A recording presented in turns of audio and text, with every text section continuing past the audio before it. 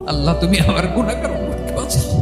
বিশ্বনবী পাগলের মতো একবার হাউজে কাউসারে যাবেন, একবার সিরাতে যাবেন, একবার পুলসিরাতের দিকে, একবার হাউজে কাউসারের দিকে পাগলের মতো দৌড়াতে থাকবেন।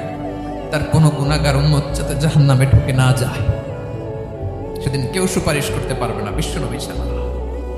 কিয়ামতের ময়দানে ওই বিভীষিকাময় সময়ে মুসিবতের কালে মানুষগুলো পাগল হয়ে বিশ্বনবীকে খুঁজতে আরম্ভ করবে।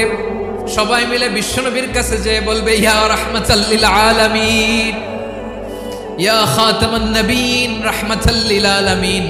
দেখেন আমাদের কি অবস্থা, কি কঠিন বিপদে আমরা আছি, দাঁড়াতে পারি না, সূর্যের আলোতে ঘেমে হয়রান। আজকে কেউ সুপারিশ করতে পারবে না।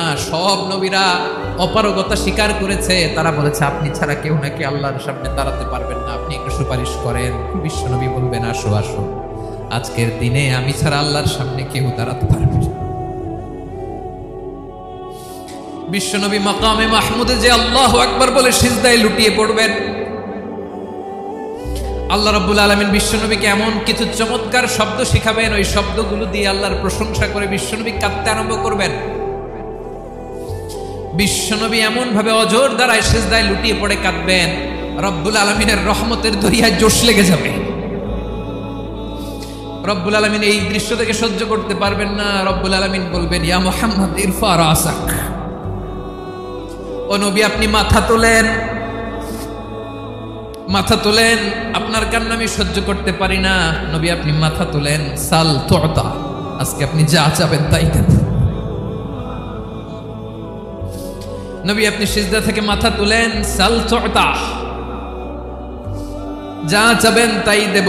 ওয়াশফা তুশাফা, যার জন্য সুপারিশ করবেন তার সুপারিশ কবুল করে নেব। বিশ্বনবী এবার মাথা তুলবেন। যে বিভীষিকাময় সময়ে প্রত্যেক নবী বলেছেন আমি পারবো না, প্রত্যেক নবী বলেছেন নাফসি নাফসি, আমার কি হবে আমি জানি না, আল্লাহ আমারে বাঁচাও।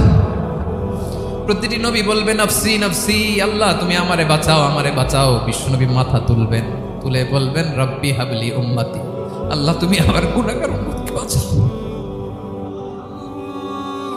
এই দুনিয়ার বুকে রব্বুল আলামিন সব নবীকে একটা করে দাওয়া মুস্তাজাবা দিয়েছেন, মানে যে দোয়া করলে কবুল হয়ে যায় সাথে সাথেই।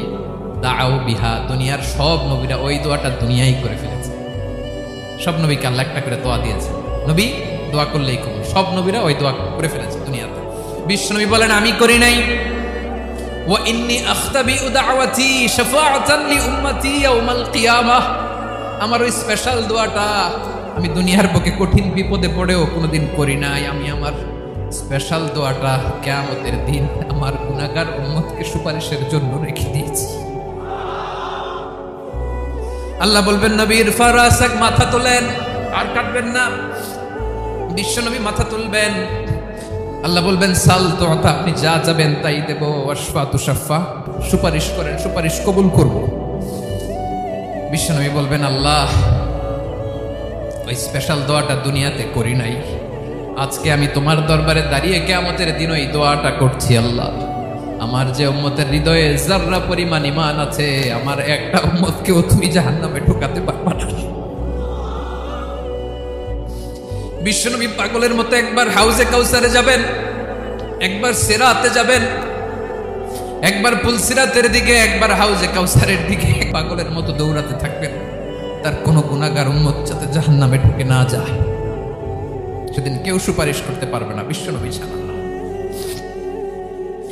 এজন্য 5 নম্বরে আল্লাহ বললেন মান যাল্লাযী ইয়াশফাউ ইনদাহু ইল্লা বিইযনিহি, কার সাহস আছে, কার এত বড় বুকের পাটা,